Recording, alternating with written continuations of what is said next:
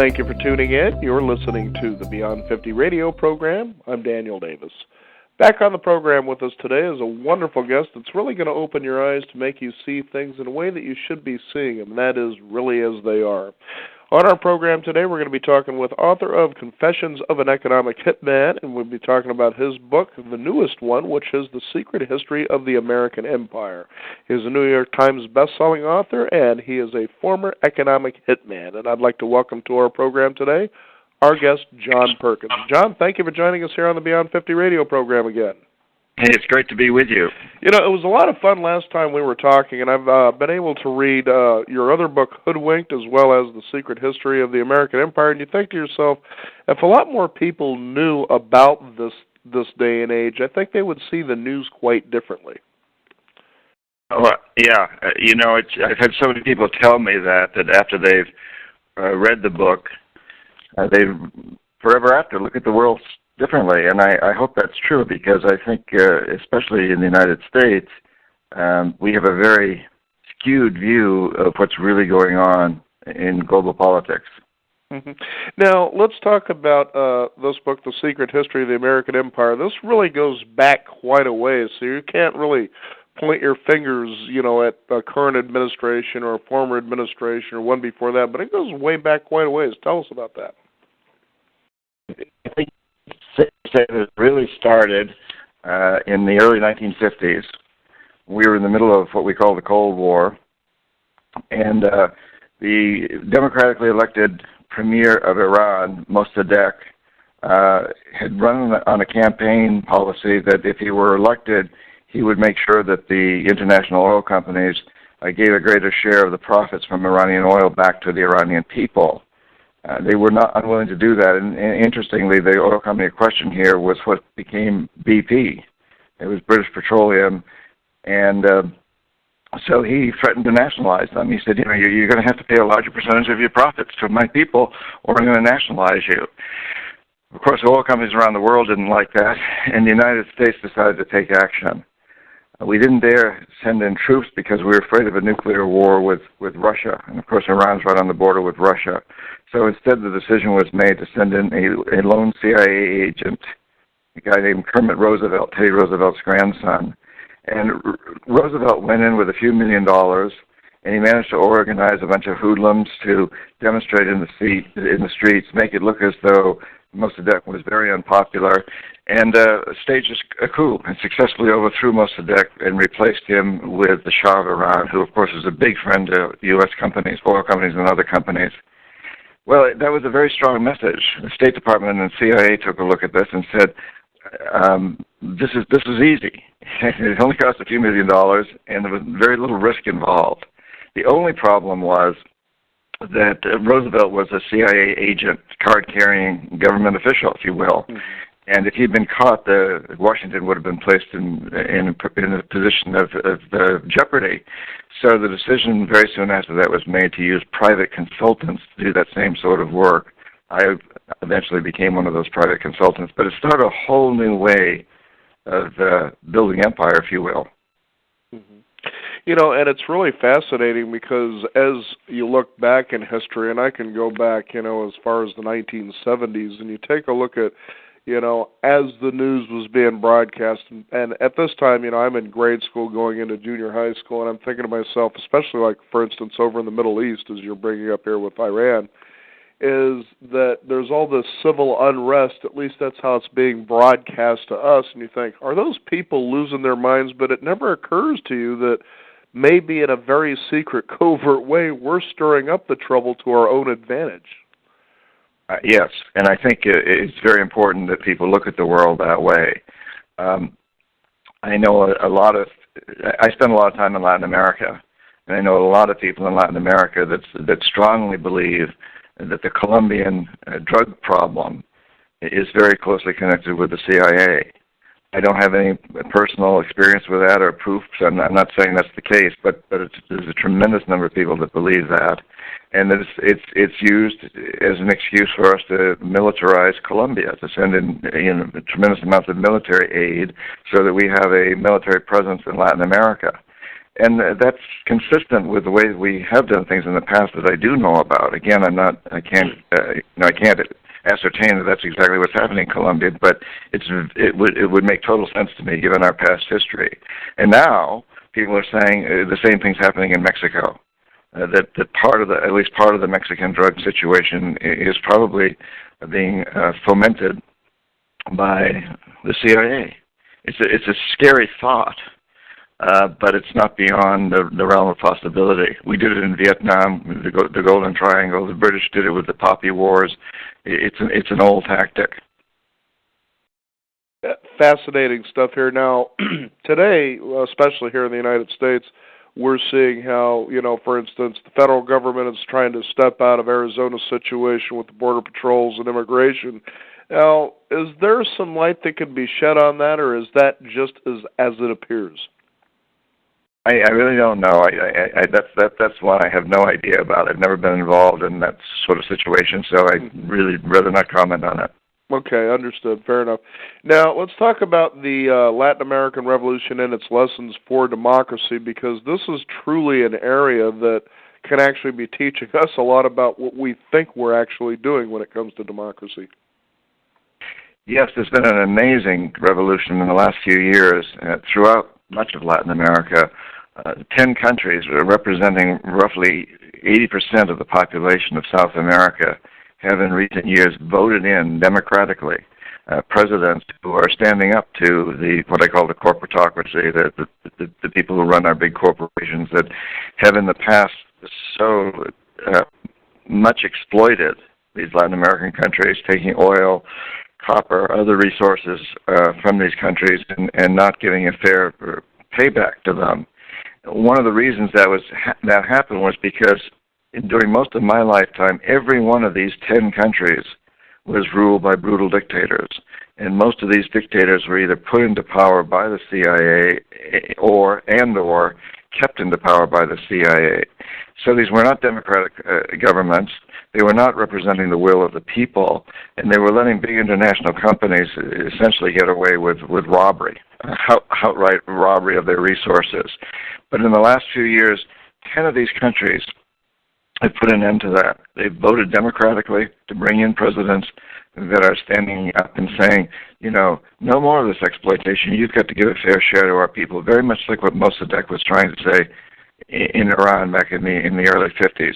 And it's really a remarkable situation, this democracy.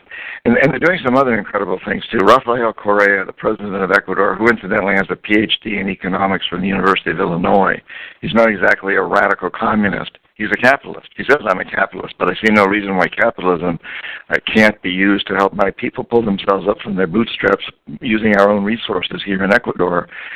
And he's pushed through a new constitution that's since been ratified by something like 75% of the Ecuadorian people that gives inalienable rights to nature.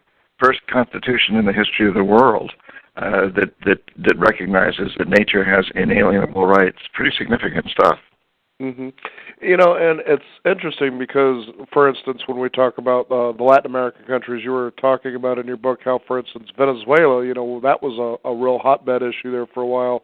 And you realize, this is a third largest supplier of oil to the United States, as I understand it. And, well, okay, if that's true and they have this tremendous resource, then you go back and you say, well, if it's coming from that country, how come that country is always so poor when these oil companies are having billions of dollars in profits? Yeah, it's a really good example that Venezuela for many, many years was run by robber barons, basically. There was a famous president named Perez who became the wealthiest man in Latin America when he was president of Venezuela. He was very corrupt. And you had a country, Venezuela, that back many years ago had the largest middle class in South America.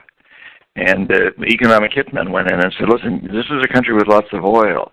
You can use your oil that's still in the ground as collateral, take out huge loans for the country from the World Bank and the Inter-American Development Bank, and individuals can take out huge loans from private banks. And people did that. They were encouraged to do it. We economic hitmen, that's what we do. We encourage people to do that kind of thing. And then when the bottom fell out of the market for the price of oil, suddenly these people couldn't pay their debts. And so we went back in and demanded a pound of flesh. is what the economic hitmen do. We say, since you can't pay your debts, then you're going to have to sell more oil to our oil companies very cheap without any environmental restrictions. And at the same time, the individuals who'd taken out loans were going bankrupt. Venezuela went from a country with a very large middle class to one with a very small middle class. The middle class dwindled tremendously because those people became impoverished. Mm-hmm. And that's why Hugo Chavez was elected in 1998, because he stood against this. He saw what was happening, and the people were very angry. Chavez, in those early years, got along well with Clinton. He was not a radical president from that aspect. But after 9/11, he criticized the Bush administration for the way they handled the aftermath of 9/11, and the Bush administration went after him. In 2002, they tried to overthrow him in a CIA-orchestrated coup. It failed ultimately.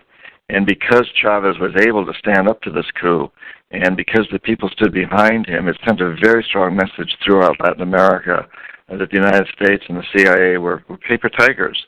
And so that's when began this revolution throughout the continent, if you will, where other elected officials in other countries understood that they could stand up to us and elect presidents who would see to it that the exploitation of resources no longer continued.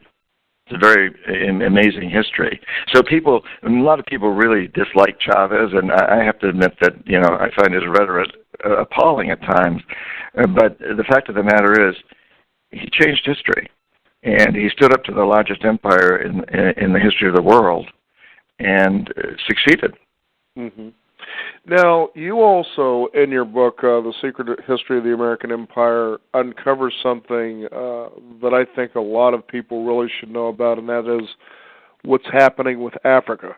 And you wouldn't think that something that's become basically an addiction, especially to the American culture of young, but just about everybody, is the cell phone. Talk about that, if you would, please. Well, that's one example that every cell phone, just about every cell phone and laptop computer and a lot of the rest of our modern technology has a mineral called coltan is essential to that product. And coltan is only mined in the area of the Congo. And we, in this country, want cheap cell phones and cheap computers, inexpensive. In order for that to happen, the price of coltan has to be kept low. And so the miners in the Congo are exploited horribly. Something like 4 million people have died in that region in the last decade or so, not just mining the coltan, but also in wars around it, because, of course, there's a lot of other people even from other countries, Uganda, Rwanda, who try to sneak in and get coltan and get it out, basically steal coltan to sell on the international markets. So people don't realize that by having these inexpensive pieces of equipment, and $2,000-3,000 may not seem inexpensive to us, but if we were truly paying a fair price for coltan, our computers and cell phones would cost a lot more. And we just don't seem to realize that the repercussions of our way of living and our economy. We see it with oil. We see it with practically every mineral that's mined in other lands. And coltan's one example in Africa. Mm-hmm.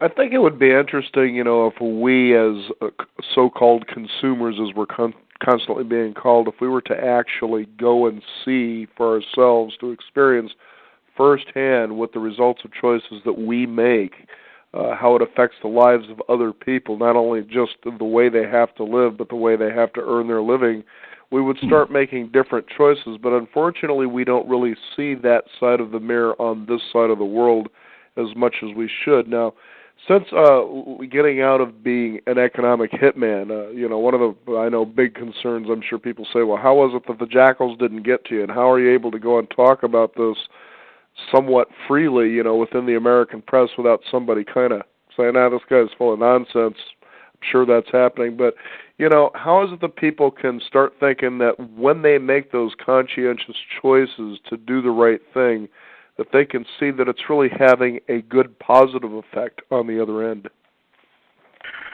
Well, I think that's one of the most important things we all have to recognize, is that we have a lot of power in the marketplace. The marketplace is essentially democratic if we choose to make it such. Every time we buy something or don't or choose not to buy something, we're casting a vote. And I often think that vote's perhaps more important than our vote in the polling places, because ultimately these big companies control politics. We've seen this very clearly with the Obama administration, the influence of big corporations. So we have to send a strong message to corporations.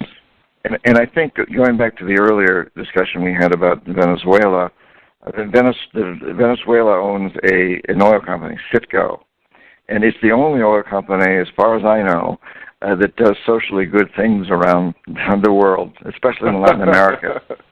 You know, it finances education and healthcare and supports doctors who go into some of the poorest areas of Bolivia and Ecuador. On the other hand, we've got a company like BP that does nothing good and pollutes our Gulf.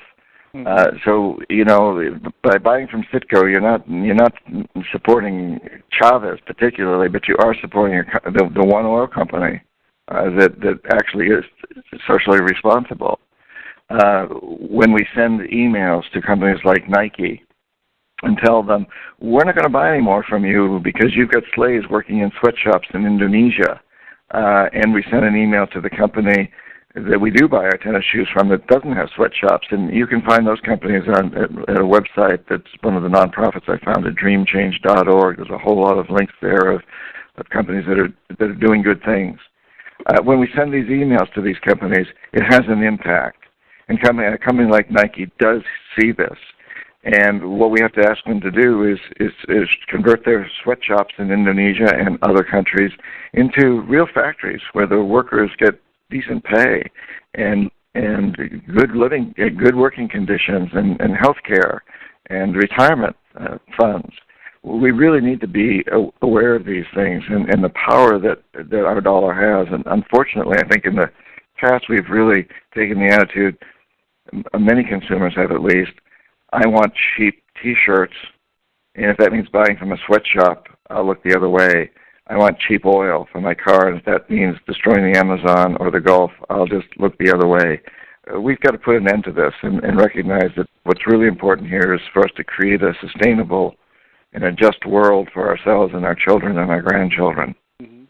You know, I think, too, and is that, you know, Americans, they want to do the right thing, especially if they're equipped with good information to make good, solid choices. It isn't all about trying to buy cheap, you know.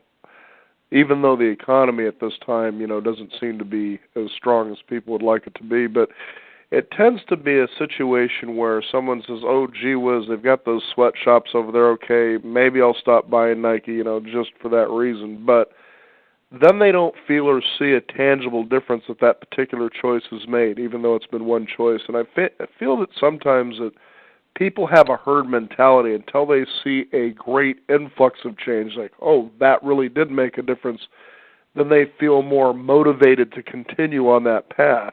But the changes have been huge. Haven't you seen that from your own point of view? I have, and perhaps I'm luckier than a lot of other people because I get out and I talk to leaders around the world who are influenced by these things, and I talk to corporate leaders who are influenced, and I spend a lot of time speaking at college campuses, including at MBA programs and some of our most conservative business schools like Wharton and Stanford and others, and I've seen a huge change over the past 5 years, where 5 years ago, as I talked to students, they would tell me that their main goal in going to these schools was to become powerful and rich. And today I don't hear that. What I hear is that they want to do good things. They want to create companies or go into current companies and change them to be companies that will take social and environmental responsibility seriously. Mm-hmm. And you know, they tell me that what they're beginning to understand is they want to have kids someday, and they're frightened that if they don't take drastic steps in the corporate world, their kids are going to grow up in a very, very unjust and unstable and unsustainable world, and that they want to change that. So I'm certainly feeling that there's a real change afoot, And we're seeing, increasing amounts of demonstrations on the part of people, consumer movements that are standing up to this. And, within the last few years, we've seen essentially the entire scientific community agree that human beings are part of the cause of global climate change. Things are happening, and sometimes it's hard for us to look at them. And even 5 years may seem like a very long time, but from a historical perspective, it's just a blink of the eye. Mm-hmm. Yeah, it's really great that I remember reading in Confessions of an Economic Hitman and Hoodwinked is that even though you were embarked on that particular career and you decided, I just can't stand doing this anymore, and especially for your kids, that changed a lot of things for you about how you wanted to say, look, I really need to tell the world out there, especially people in this nation, what's really going on so they can make more informed decisions, is that you felt very optimistic, even though it's such a pessimistic world, it seems, that you lived in there for a while. Well, yeah, and I think part of that came from I spent a lot of time working with indigenous people, and I've written before I ever wrote Confessions of an Economic Hitman. I wrote 5 books on shamanism and indigenous people in the Amazon, the Andes, the Himalayas, and places like the deserts of Iran and Egypt, Indonesia. And working with those people and spending time with them, you got a real strong sense for how easily the change of mindset can occur, and that does everything. When we change our consciousness, when we change our way of looking at the world, it has a huge impact. And I also then began to really look around at what's happened in the United States and saw that in my lifetime, we got rid of apartheid in South Africa because we didn't support companies that were behind apartheid. We boycotted them. And we got rid of aerosol cans that were destroying the ozone layer. Women have made tremendous achievements in the business community. When I was an economic hitman, there were hardly any women in the business I was in, the consulting business or the banking business at higher levels. Today there's a lot, and the same with minorities. We got trans fats out of foods. We got truth in labeling on foods. Things have happened, and we realize that if we just have a mindset change, it changes everything. And where I take great hope is in the recognition that basically this whole system today is driven by one premise, which is accepted by almost every major corporation, and that is that the only responsibility of that corporation is to maximize profits, regardless of the social and environmental costs. And that was not a tenet that was taught when I was in business school in the 60s. We believed in Keynesian economics, which was much more compassionate. But in the 70s, and particularly in 1980, when Reagan became president and Thatcher in London, in England, and many other world leaders embraced the teachings of Milton Friedman in the Chicago School of Economics, and suddenly everything changed because that was what Milton Friedman, that was his main premise of business. The only responsibility is to maximize profits, regardless of the social and environmental cost. That mindset in business changed everything. And so I think now, the real hope for me, at least as this revolves around business, is that if every one of us can adopt an attitude that we're only going to buy from businesses that have a goal of go ahead and make profits, but only within the context of creating a sustainable, just, and peaceful world, only within the context of taking social and environmental responsibility, that business should be there to serve the public interest, not just its stockholders. Stockholders need to get a decent rate of return, but business has a higher goal, and we need to push that through.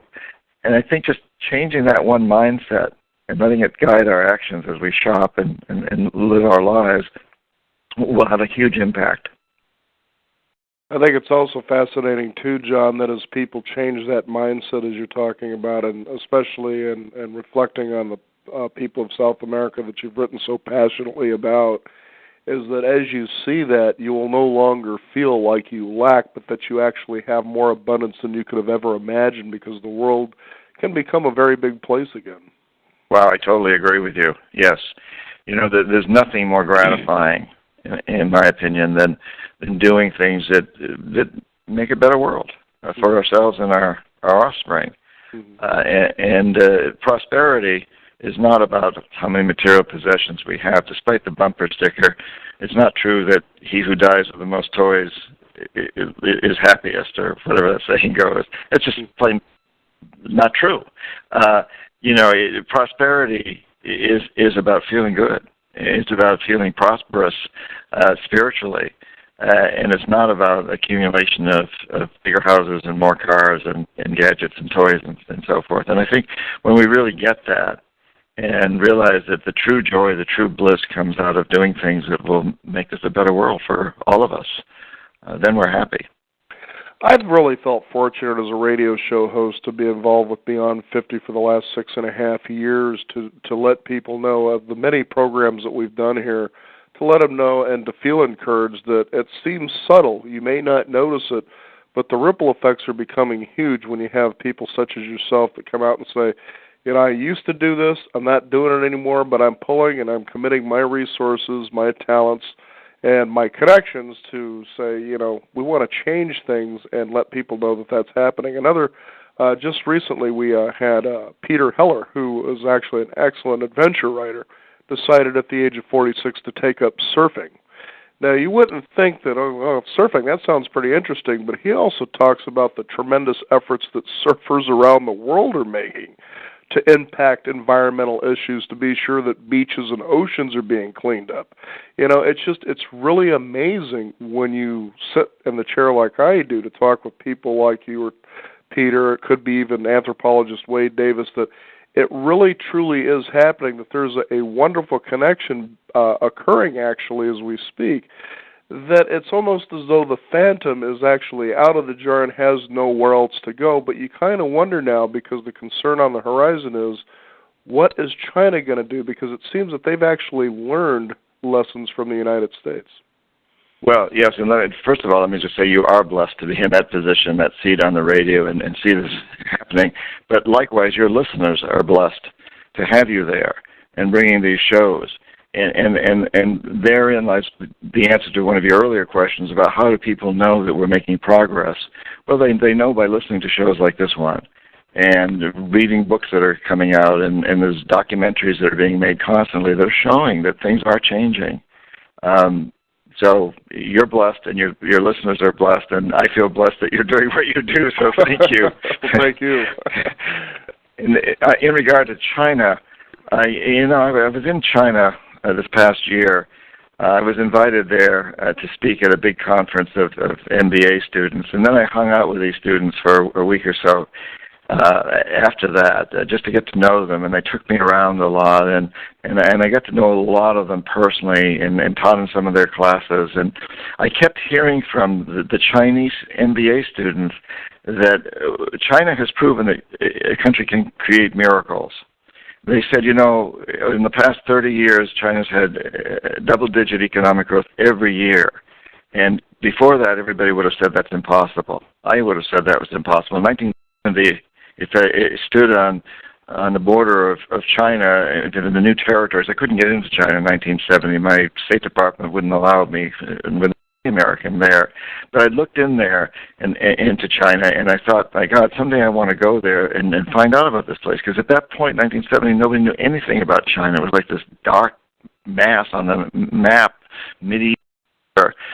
But since then, it has had double-digit economic growth, which at that time, if anybody had predicted that, we already said that person's crazy. It can't happen anywhere, and especially not in China. It's happened. Mm-hmm. And the Chinese students kept saying to me, we've proven we can create magic, and we know that this has come at a huge social and environmental cost. So our generation, this is the student speaking, our generation is going to create the same magic socially and environmentally. We're going to make China the greenest country on the planet. Mm-hmm. And I think they mean it. And these are kids that are going to lead China's industry and government in the future. I think they're determined to do that. It hasn't happened yet, but I think they're determined. And I hear similar determination from students here in the United States and in Latin America and in places like Iceland and Europe. So I think there is something very important happening among our young people. And it's also important that older guys like me keep mentoring them and encouraging them to do that. So we're all playing a part in this, but there's a change happening, and I'm very encouraged by it. Well, I can see why you would be optimistic, and like I said, actually sitting in this seat, I feel very optimistic about what is going on. And it's interesting how when we bring out these talks and I have these segments and I share them with people and they start coming to me and they start asking me more questions like I'm some kind of an expert, and I'm like, no, I talk to experts. But here, you can go to this website and find out more. But they start seeing and they start really reflecting to me about how they start not watching the news anymore. That it's just, they watch and they go, it's so transparent that they're not really saying anything anymore. And, where do I go to find out the right kind of information? What I'd like you to do, if you will, is go ahead and give our listeners a website where they can find out more about your work and what you do. Yes, johnperkins.org, and please subscribe to my newsletter. You'll have to put your email address in a little box there. It only comes out about twice a month, so I don't overwhelm people with it, but it does, I comment on a lot of things that are going on currently in the world. I think my next one's going to be about this rumor that Colombia is about to invade Venezuela. And so I really encourage people to do that. I'm also on Twitter at economic_hitman. Love to hear from your listeners. And there's a lot going on. I'm speaking around the country all the time, and that schedule is also up on my website, johnperkins.org. So is the current administration embracing your work? How do you mean? Well, are they saying, this guy, he's a great, let him just keep doing what he's doing, or do they try to find ways to shake up things a little bit? Well, addressing this point of why am I still alive and how do I get to write this stuff and speak out, when I stopped being an economic hitman in 1980, I started writing the book that eventually became Confessions of an Economic Hitman almost immediately. And I contacted other economic hitmen and jackals, the people who overthrow governments or assassinate leaders. And soon after that, I received threats, anonymous phone calls. I had a young daughter, and her life was threatened. At the same time, the chairman of the board of Stone & Webster, a big consulting firm in Boston and New York, took me out to dinner, and he said, you have a great resume. I did. My official title was chief economist at Charles T. Main, one of Stone & Webster's competitors. He said, we'd like to use your resume in proposals. We won't ask you to do any real work, but we'd like to use your resume, and we'd like to give your consultants a retainer of $500,000. I just don't write the book. You can't write the book you're thinking about writing, and do this. Mm-hmm. Well, I took the threat seriously, and I took the money. And I have to say, in my own defense, I put a lot of that money toward creating things that became Dream Change. You can go to dreamchange.org or pachamama.org, nonprofits that are helping many of the people that, as an economic hitman, I had screwed. So I assuaged some of my guilt, but I didn't write the books. Instead, I wrote books on indigenous people, the 5 that I mentioned earlier. And then on 9/11, I was in the Amazon, and when I came back to the States, I flew up to New York. I went to Ground Zero, and as I looked at that smoldering pit, I knew I had to write this book. I knew I had to finally come clean. And at that point, I decided I wouldn't tell a soul what I was doing. Even my wife and daughter didn't know what I was writing about. And I'd write the whole book, not a proposal like most writers do, get an advance. I wrote the whole book. And then I got it in the hands of my literary agent who sent it to all the major publishing houses. And at that point, it became my best insurance policy. And it really still is. If something dire should happen to me, if someone shoots me today, or then the book will sell millions more copies. It's sold about 1 million copies now, but it will sell many millions more if I suddenly get assassinated. And people who would never have considered buying it before will. The jackals know this. It's the last thing they want to have happen. Because the whole thing was supposed to be a covert, quiet operation in the first place. Right. And my advice, and anybody out there is thinking about being a whistleblower, be a whistleblower. It's a very gratifying thing to do if you've got something, a real legitimate thing to gripe about. But don't threaten to blow the whistle. Blow the whistle. But don't blow the whistle until you've got everything in order. You've got all your files straight. Several companies have tried to sue me as a result, the Bechtel Corporation and then several others. But we get these nasty letters from them demanding that we take their names out of the books, etc. And then we send them backup files that prove that they did. I have incredible backup files for everything that I say. And once they see those, they go away, and that's happened several times. Well, that's very encouraging. Now, John, just recently I was out in eastern Oregon where they had a Soul West Festival, which was a solar festival. And these are always really interesting to go to. It wasn't as large as I thought it was, according to a friend of ours. But what was really fascinating is how interesting the people were just to talk with while I was out there. And I came across her. It was given to me, a soft pamphlet book, if you will, that had a foreword by you of other people who were engaged in the industry that you were in, for lack of a better word, who were coming out and sharing what their roles were. And that's very interesting, and I just can't remember the title of that now, but it seems more economic hitmen are coming out, more people behind the scenes who are playing the roles that were doing the kinds of things that were being done are coming out and speaking. So it seems like you've got a really strong ripple effect of people who were on that side who are coming to the other side to say, hey, look, this is what I did, and this is the way maybe you should avoid doing that, what we can do to avoid this happening. Yeah, I think you're probably referring to a book, A Game as Old as Empire. Right, that's the one. Okay. Yeah, there've been several like that, but that's probably the one. And yeah, a lot of people have come out, and I think we've seen in the last few years, certainly since Confessions was written, a tremendous number of documentaries. In fact, Hollywood movies too, like Blood Diamond and The Constant Gardener and Hotel Rwanda, that address many of these same types of issues.